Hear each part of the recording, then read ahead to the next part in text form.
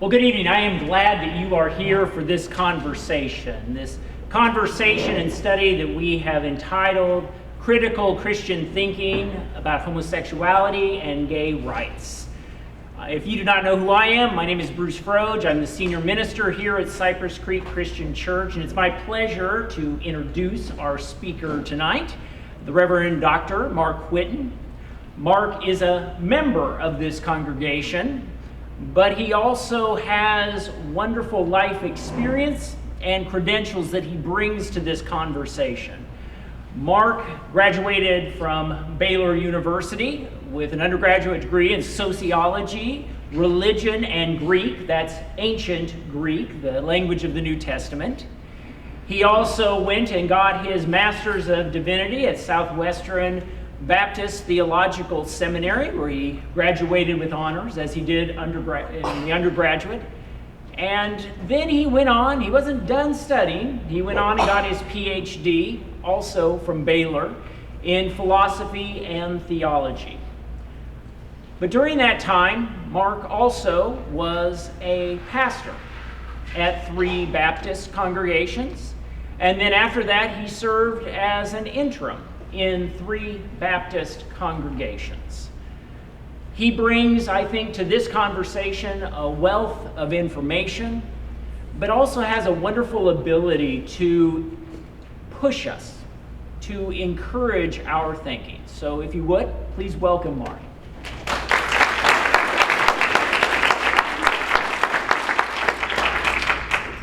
Thank you very much. It's an honor to have the opportunity to speak in the church, and for those of you who have gathered, to speak to brothers and sisters and members of the church.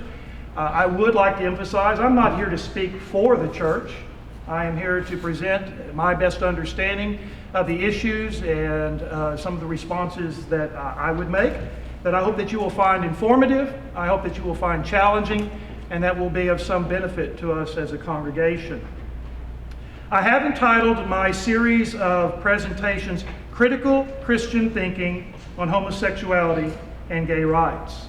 And let's unpack that for just a moment. Critical thinking.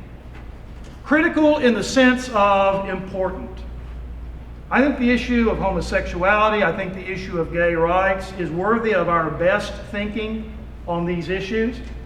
Now, churches and congregations have been doing that for quite a while now.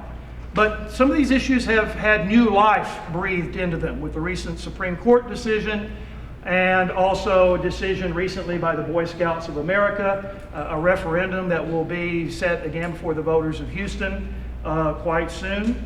And so I think it's important that we have gathered this evening, and it's important that we seek to inform ourselves. I think it's important that we engage in critical thinking. This is the sort of issue in which emotions have a tendency to run sometimes quite hot. People have very strong beliefs, sometimes harsh attitudes, and even rigid prejudgments. And I think sometimes on both sides of the issue, you can find a whole lot of heat, but sometimes not a whole lot of light. So we want to engage in thinking about important issues. Back to that word again, critical thinking. I tell my students at the college that critical thinking is asking the question why. Not simply what I believe, but why I believe it. Not simply what I value, but why I'm embracing these values. Not simply what I judge and what I do, but why I judge and why I do what I do. Critical thinking appeals to reasons. It's reasons-based thinking. It's evidence-based thinking. What reasons, what evidence do I have for my beliefs, for my convictions, for my judgments? It's context-based thinking. We have to understand issues in their historical and cultural context. We have to understand arguments and supposed evidence, again, in terms of its historical, cultural context.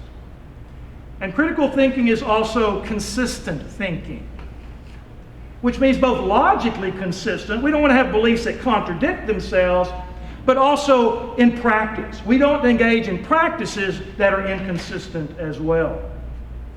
And so I really do think that churches need this kind of critical thinking to come to bear on the issue of homosexuality and gay rights. Because even the thinking that takes place sometimes is oftentimes, I think, not terribly critical thinking. Oftentimes it's not evidence-based thinking. Oftentimes it does not take into account context. And oftentimes it issues in logically and practically inconsistent perspectives. Of course, this is the Cypress Creek Christian Church. And we do want to engage in Christian thinking as well. And for me, Christian thinking means at least informed by and challenged by and critically responsive to the Christian and biblical theological tradition. For me, Christian means looking to Jesus as the image of the invisible God and as the author and the perfecter of faith. Critical Christian thinking about homosexuality and gay rights. I had someone ask me recently who was going to be presenting a presentation on race. And this individual said, well, should I use the word African American or should I use the word black? And I said, well, that's a challenge. Because there are African Americans who don't want to be called black. And there are blacks who don't want to be called African Americans. And your audience is probably a mix of the two, so you're just going to have to use both terms. Well, I faced something of that situation this evening in terms of using the term homosexuality, homosexuals, or gay. I recognize that there's a difficulty here. I will inevitably lapse because I'm not simply reading from a text. I'll say gay, I'll say homosexual. So I apologize in advance if I use a terminology that perhaps some are not most comfortable with. There's no negative intent involved whatsoever. I hope and trust that you believe that. And I'm also very aware of the problem of the language of difference and otherness. When you start talking about gays or homosexuals or straights or heterosexuals, there's a tendency to say, well, there's me, heterosexual, but there are those other people, homosexuals. There is we, straight people, and there are these other people, gay people. I want to assure, particularly my gay brothers and sisters who are here this evening, there is no otherness in my attitude toward you. And so if my language somehow might insinuate otherness, again, please take into account it's somewhat unavoidable, and I wish that that were not the case. I think we also have to keep in mind simplistic and dichotomous language, gay or straight. There is a wide range of sexual responsiveness among people, all the way from those who are exclusively same-sex in their orientation to those who are exclusively other sex in their orientation, those who are predominantly one way or the other, and those who are equally attracted. In addition to heterosexual, homosexual, we have transgender and bisexual persons, and I think everything that I would have to say this evening would apply to all human beings, all persons, who might not be exactly the same kind of person that I am or that you may be. Also, to those of you who are more conservative in your theological beliefs and biblical beliefs than I am also aware of my language that could communicate otherness to you. There's me, a more theologically liberal Christian, and then there are those other people, those conservative Christians, those fundamentalist Christians.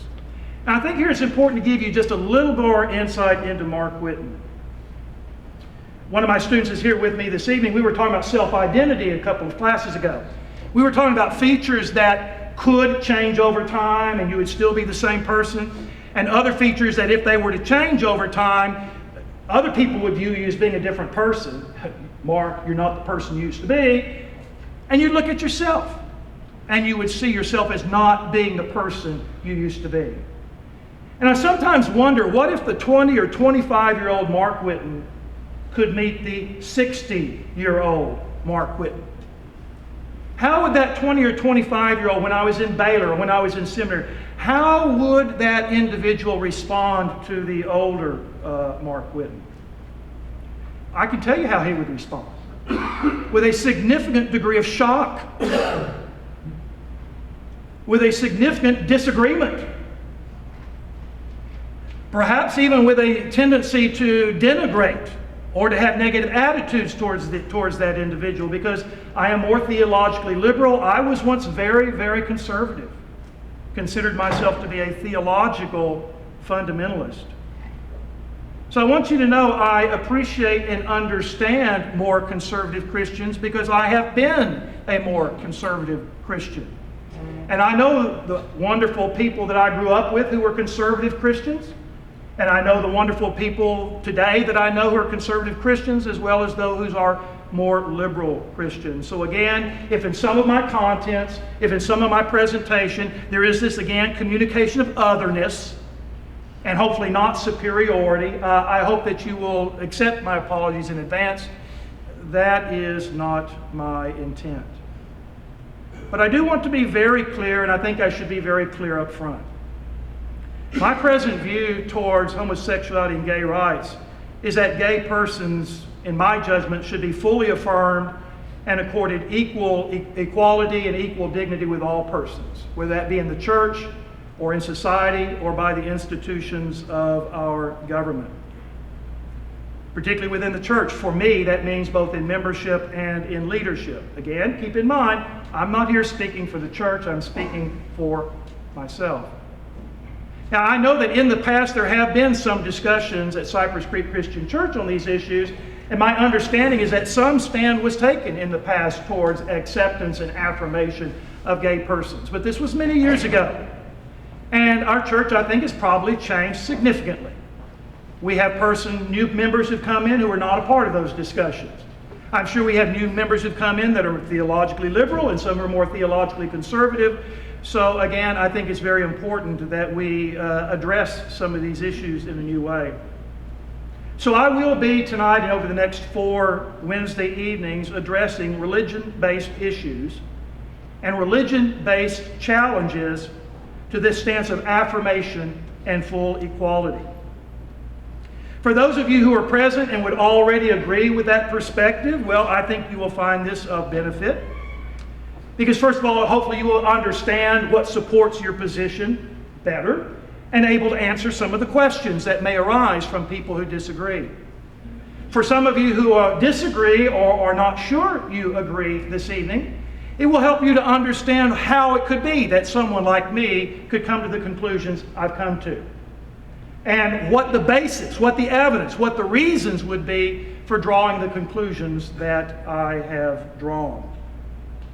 And it might just be, though my student who's here this evening, I always tell my students, draw your own best conclusions. I have to honor you with that freedom and that responsibility. You have both the right and the responsibility, both intellectually and spiritually, to draw your own best conclusions on these matters, even if they might disagree from mine. Lastly, regarding gay rights, I'm not a legal expert. I'm not an expert on the legal issues. So I will not be discussing in depth the laws or social policies. I'll have something to say about those in our last session together. I have done some work in First Amendment church and state religious liberty issues. I do have some interest and concerns for how equality works itself out in the context of religious liberty. And so we will be addressing some of those issues, but not as much as we will be addressing biblical issues, theological issues, and ethical issues. So all of that's kind of background to what it means to gather together for a discussion, critical Christian thinking on homosexuality and gay rights.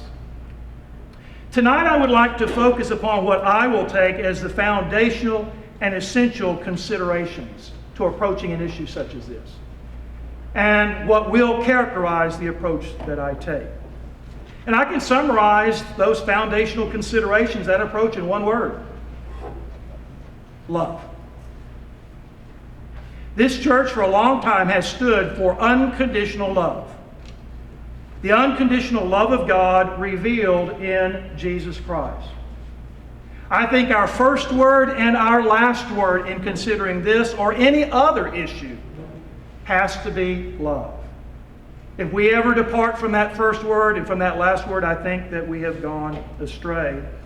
And so I'd like to share with you several biblical texts that I think are very informative and supportive of this perspective. Because there are some Christian approaches that would not begin and end with that word. It might be law. It might be holiness or something else. Well, there's a place for law and there's a place for holiness, but I give first place to love.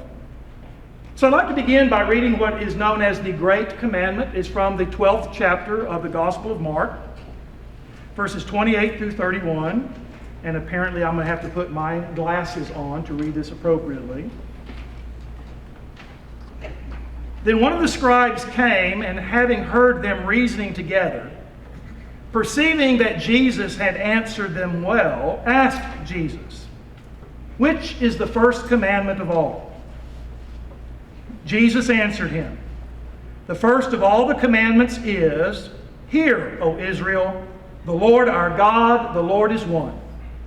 And you shall love the Lord your God with all your heart, and with all your soul, and with all your mind, and with all your strength. This is the first commandment." In other words, the most important commandment. "And the second like it is this, You shall love your neighbor as you love yourself. There is no other commandment greater than these." I think if we approach these issues from the standpoint of Jesus, we keep in mind that the first and greatest commandment indeed is to love God as we understand God with all of our heart, with all of our soul, with all of our mind and our strength, and we are to love our neighbor as ourselves. You see, Jesus was being asked which of the 613 commandments in the Hebrew Scriptures, in the Old Testament, which of them is most important? Now, I don't know about you, I can't keep 613 things in my head. My wife Jenny sends me to the store. If it gets more than 3 items, I'd better start writing things down. I can hardly keep up with more than 3 things, much less than 613 things. So the Jewish rabbis had given considerable thought to what's the most important, what's the most central. And the response of Jesus here was not necessarily unique. In fact, he responds with a basic confession of Judaism, the Shema. "Hear, O Israel, the Lord our God, the Lord is one.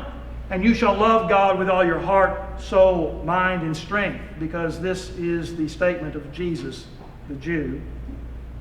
But then he added to it, and again, this was somewhat unique. The second, love your neighbor as you love yourself. What this means to me is that because God loves me, I can and I should and I do love myself.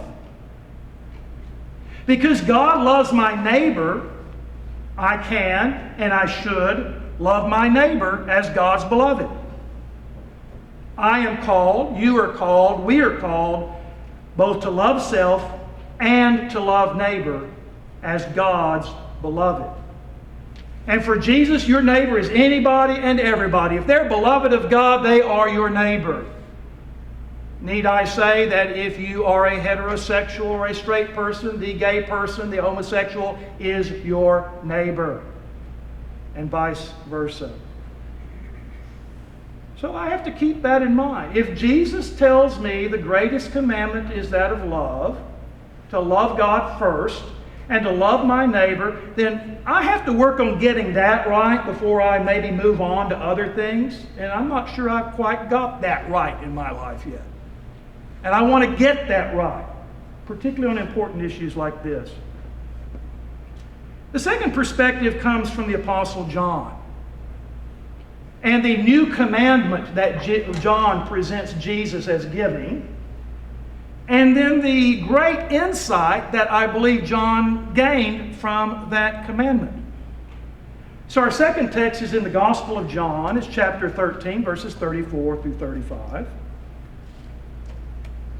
And that's not it. This is.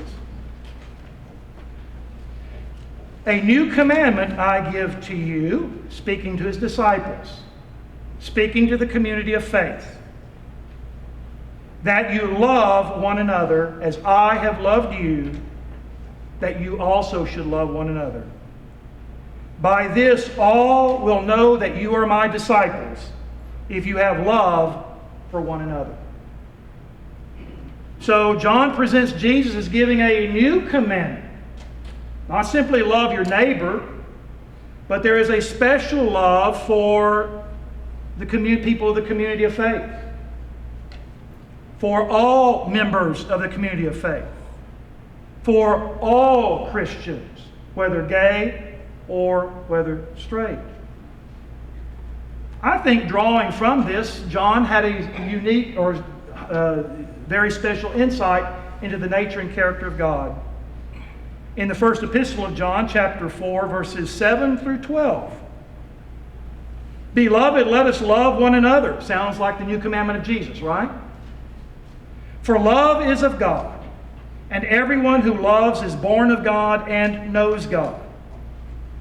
He, the one who does not love God, does not know God, for God is love. In this the love of God was manifested toward us, that God sent his only begotten Son into the world, that we might live through him. In this is love, not that we loved God, but that he loved us, and sent his Son to be the propitiation for our sins.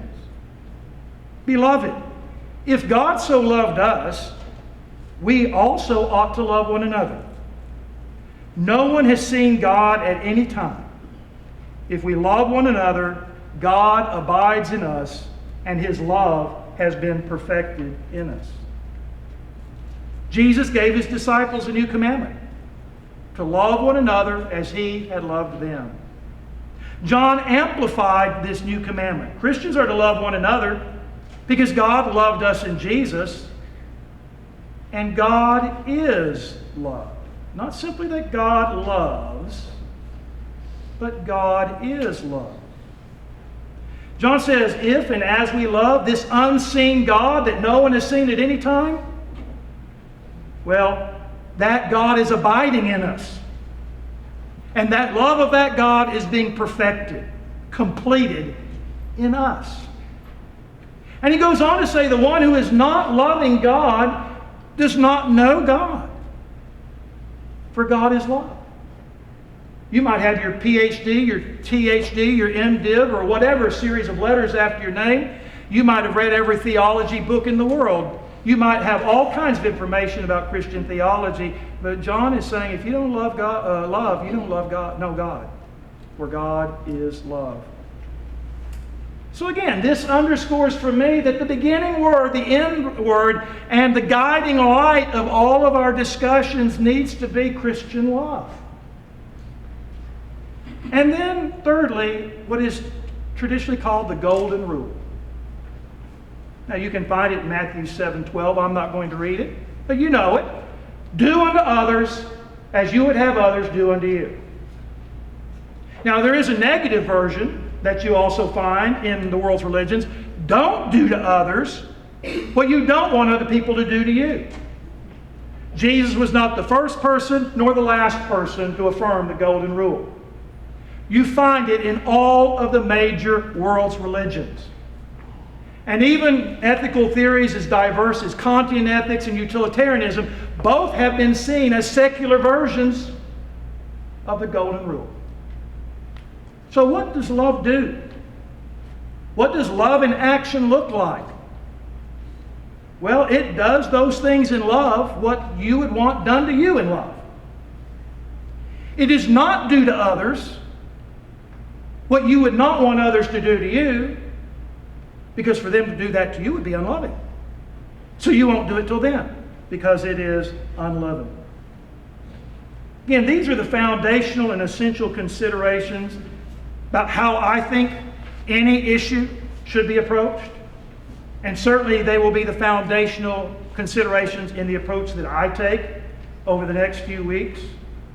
I think it is in love that we should go about thinking and deciding our beliefs and practices regarding gays and homosexuality in the church and in society and in our institutions. These texts should be the guiding light of our interpretations and our judgments when we come to the Bible, to the Scriptures, or when we come to Christian traditions as well. I think we should ask ourselves at all times, okay, what does love believe? And what does love really do? And let me say, in my judgment, gays in our society are not feeling the love.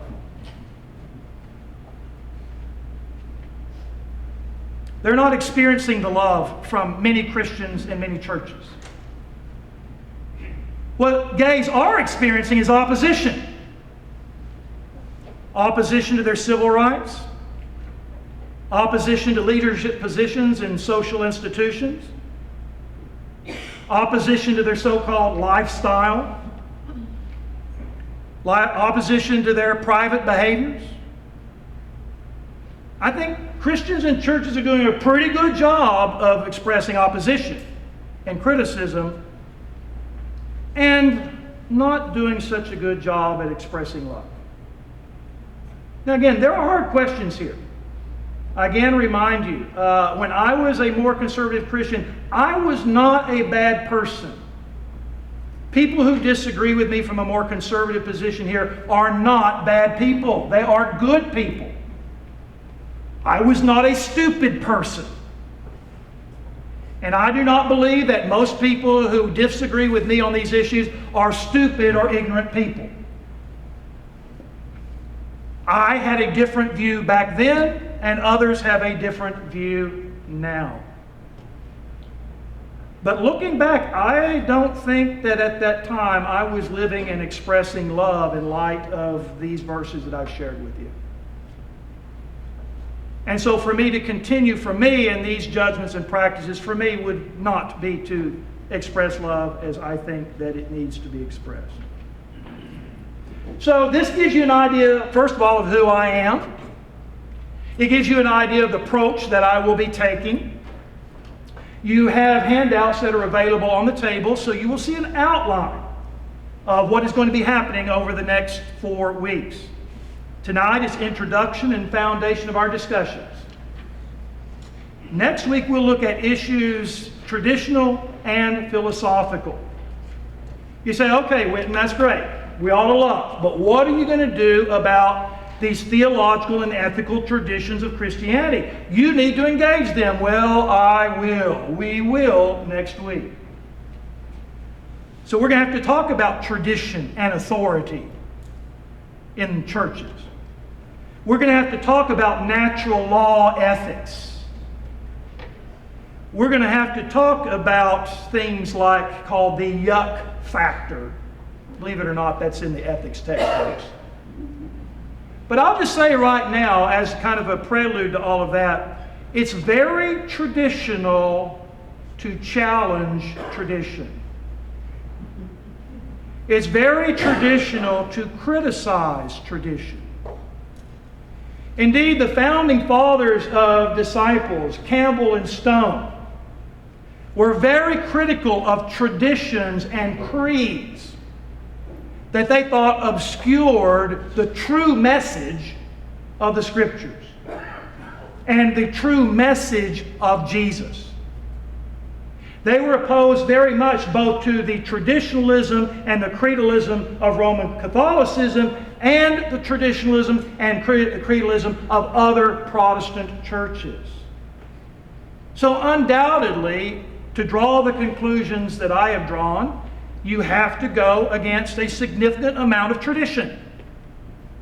And indeed, I think that is consistent with the best of our disciples' tradition, and I think it is consistent with tradition itself. But that's next week. And then, the third and the fourth week, we're going to look in depth at some of these biblical verses of people, good, sincere people who take the Bible very seriously, who see in the Bible as a communication of God's Word and God's will, and who honestly and sincerely say, I just cannot agree with you, Mark Whitten, because I cannot square that with my understanding of the Bible. Well, I understand. I appreciate. I honor that concern and that commitment. So in the third week, we will be looking at the three, and there are only three texts in the Hebrew Bible, the Old Testament, that directly address the issue of homosexual same-sex behaviors. We will look at them in depth. We will consider the traditional interpretations of these texts and see how those traditional interpretations are in fact questionable and that there are better interpretations of those texts. The following week we will look at the three texts in the New Testament. And there are only three texts in the New Testament that directly address the issue of same-sex behaviors, same-sex activities, homosexual behaviors. And once again, we will look at the traditional interpretations of those texts. I think we will see some reasons. I will present some reasons for questioning those interpretations and present some alternatives that might be seen as better interpretations of those texts. And then our fifth time together, the last time we meet, we'll do some concluding issues, legal, ethical, social, political, issues that may have come up in terms of questions that have arisen during the first 4 weeks. A little more informal, a little more open than the previous four. We'll be doing that the final session. Our format, we will meet for an hour. Got started just a little bit late tonight, but we will endeavor to start at 6:30, and we will endeavor to be through by 7:30. 40 to 45 minutes, I'll make the presentation. Hopefully 15 to 20 minutes, questions, and hopefully some decent answers. Or at least some, I don't know, so I'll have to think about that. At 7:30, you'll be free to leave, but I don't have to run away at 7:30. So if there are other questions, you want to hang around one-on-one or as a group, we could continue beyond that. But I will honor your time. I will honor your commitment. We will try to start on time, and we will definitely end on time at 7:30. Again, these presentations are being videotaped. They, at some point, will be on YouTube, I think, fairly quickly. If you have friends who were not able to be here this evening, did not know about this, well, tell them they'll be able to view it on YouTube. They will not have missed anything. We would love to have them join us here next Wednesday evening. But if on any occasion they or you are unable to attend, check out YouTube. You'll be able to find what was presented. Now we do have a few minutes, so the last thing I want to do is encourage you, don't do it yet, they're going to find some cards and pens to write down any questions that you would like to see addressed. But since I have about 5 minutes or so, let me kind of backtrack for just a moment and talk again about consistency in our thinking and consistency in our practice. And how churches sometimes have had to reevaluate their attitudes and reevaluate their interpretations and reevaluate whether the practices have always been consistent or squared with their convictions. And I'd like to address the issue of divorced and remarried persons in the church. Now, for some of you, this is a non-issue. You say, what? Well, some of you did not grow up in conservative churches like I did. Most of you have not pastored conservative churches like I have. And again, this was more of an issue years ago, I think, than it is now, even within conservative churches. But in the past, there have been some pretty harsh attitudes and judgments towards divorced people in churches. And that still is sometimes true in some churches today. Why is that? One of the reasons is the stand that the church was taking for traditional marriage. Does that sound familiar, by the way? Only the full-blown traditional view of marriage is one man and one woman for a lifetime. One man, one woman for a lifetime. I typically see that for a lifetime left out of the traditional definitions these days. So what's the problem with divorce? Well, if you divorce and then you remarry, it's not one man and one woman for a lifetime. It's one man and another woman for part of a lifetime. Or one woman and another man for part of a lifetime. So there was a concern to uphold traditional marriage in churches. And one of the ways, unfortunately, in which that was done was to have some fairly harsh attitudes, make some fairly harsh judgments. And again, you would probably be allowed to be a member of a church if you were divorced and remarried, but you probably, in many cases, would not be allowed to assume a leadership position in the church if you were divorced and remarried. In part, again, an appeal to God's will in traditional marriage. In part, an appeal to the Bible. There is a passage in the prophet Malachi in which the prophet, speaking for God, says, "I hate divorce." And then you have Jesus speaking to the issue of divorce as presented in the Gospel of Mark, seeing some pretty hard teaching. His disciples certainly took it that way. Can a man divorce his wife for any reason? They asked Jesus.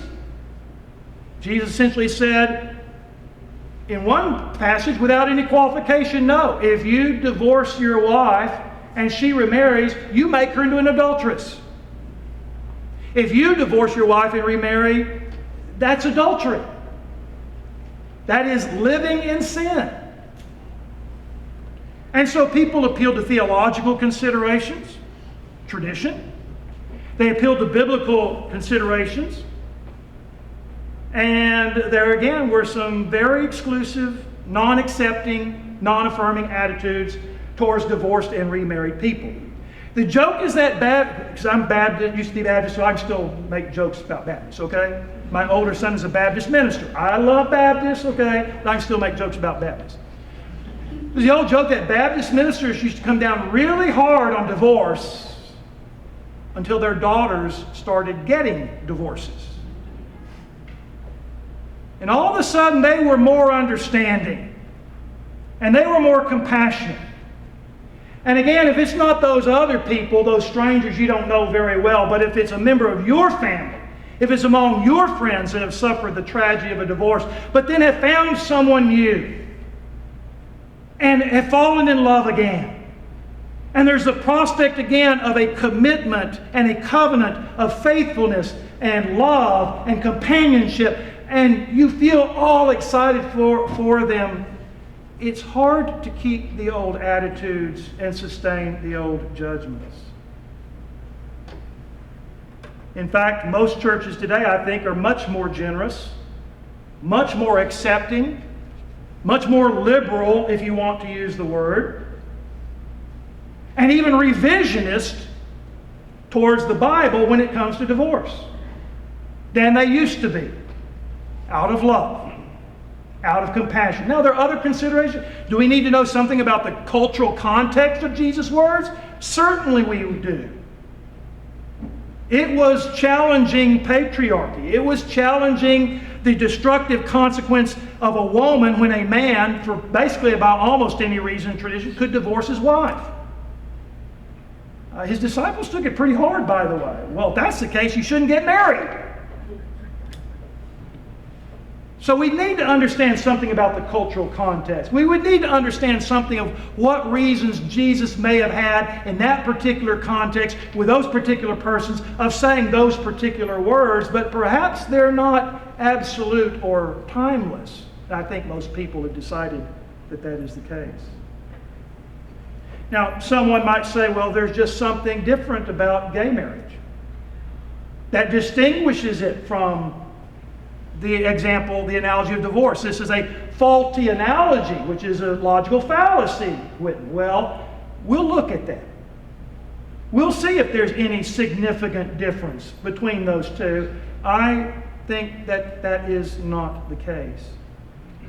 So I think that we sometimes in churches have inconsistencies. We're welcoming and we're accepting, and typically no questions asked whether you're divorced or remarried. You want to be a member or you want to serve, welcome, join us, despite the traditions and despite the biblical passages. And yet, of course, that's not always the case when it comes to gay marriage. But it's also an example sometimes of a lack of critical thinking. I pastored a church, a very small town church, very traditional Baptist church. And we had a wonderful man who was a Sunday school teacher, a devoted husband, a devoted father. In terms of his example and his character, he was a leader in the church. And it came time for nominations for deacons. And this individual was nominated to be a deacon. The problem was he'd been married before.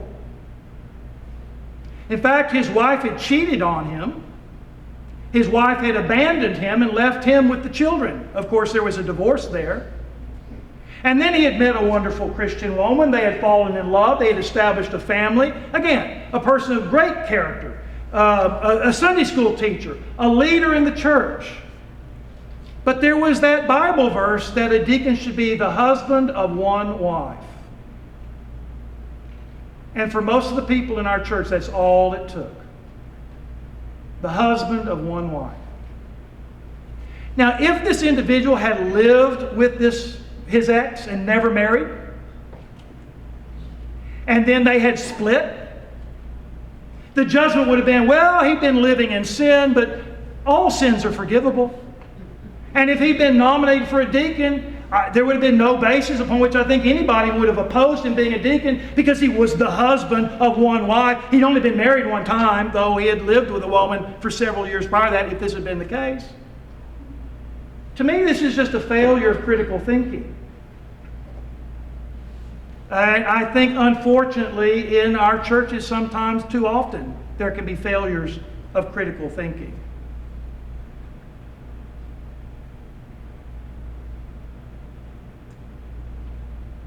All right. I think we'll draw this to a close this evening. You will find on the tables some small cards and some pens. I would encourage you tonight or any night, if there is a particular question you have that you hope to see addressed, or that you would like to have me answer in the future, please write those down. And Bruce, where should they deposit those? Somewhere back there by the pizza, maybe? I don't know. We'll find it. Okay, Paula's got a basket back there. So if you will give those to Paula, again, you don't have to sign them or anything like that. Again, feel free to play the devil's advocate or God's advocate, depending upon your point of view, okay? You may ask a question that's not particularly one that you want to agree with, but one you want to see answered because of what other people think. Be that as it may, if you have a question, write it down. We'll see how many of them I can incorporate either into the presentations themselves or into the question and answer period. But again, I want to thank you for the honor and the opportunity of sharing with you this evening. I hope that you'll be able to join us again next week at 6:30. I hope that you will, if you have found this interesting and provocative and potentially beneficial. I hope that you will not only return, but encourage others to attend as well. And if they're not able to, please tell them to look it up on YouTube, because we will be available. So let's draw this to a close. Good night. God bless you all. We will see you next week.